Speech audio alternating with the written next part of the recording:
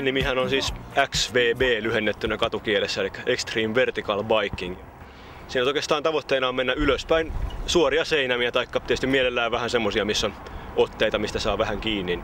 Voi olla, että ollaan ehkä ensimmäisiä maailmassa näiden kavereiden kanssa, jotka ollaan tätä toteuttamassa.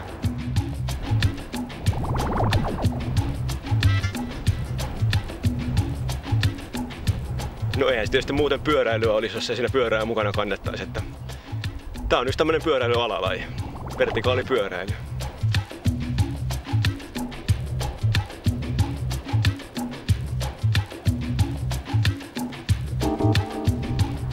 XVB on sekä yksilölaji että joukkuelaji, eli voidaan harrastaa yksin joukkueessa. Monesti parityöskentely on hedelmällisintä, varsinkin kun mennään pitkiä seiniä, eli kaveri voi ottaa kiinni pyörästä ja nostaa sen tasanteelle ja sitten mennään itse perässä. Ja sillä tavalla päästään vaikeimmistakin paikoista yli.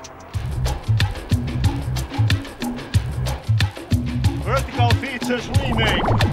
Yes! Vertical Helsinki!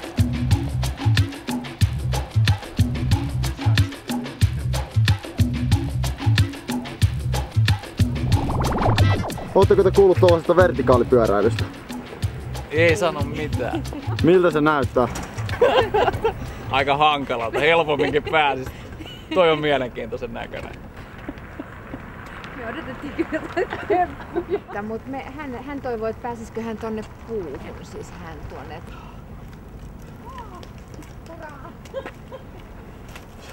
Meidän puolesta ei tarvii ihan latvaasti mennä.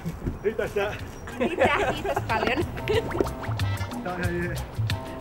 Ootko tosi hienoa.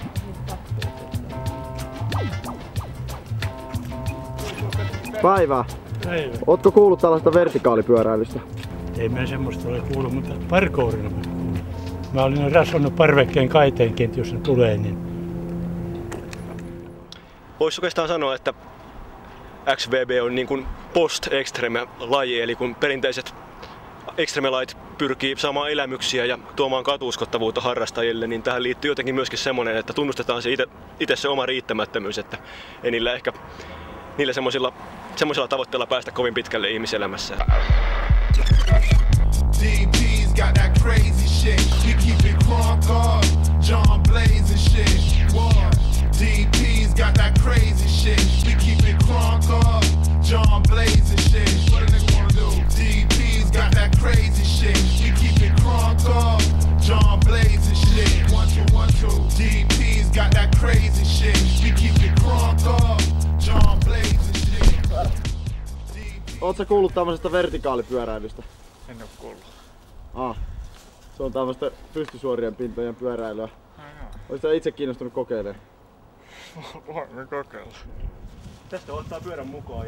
Mä käydään mallisuoritus. Ei tarvii polkea, jos ei tee mieli. Itse asiassa harvoin polkemalla itekään mene.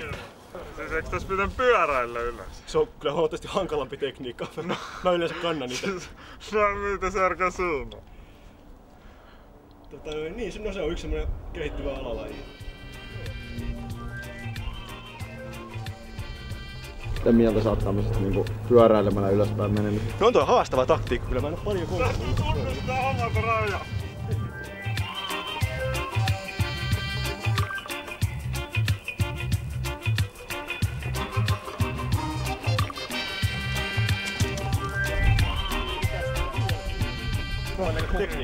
Miltä tuntuu vertikaalipyöräily? Ihan kiva oli kokeilla.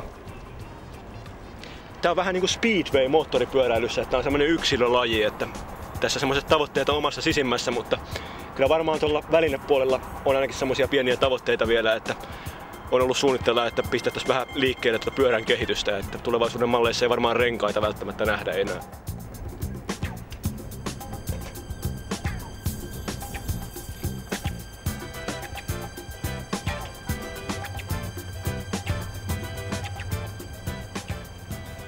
Alaspäin tulee mennä aina vaikeampaa. Ylöspäin meneminen tuntuu siltä, että menee elämässä eteenpäin. Et sen takia se on varmaan kiva mennä ylöspäin. Ja jotenkin se joku siellä ylhäällä kalliolla tai ylhäällä seinällä vaan vetää.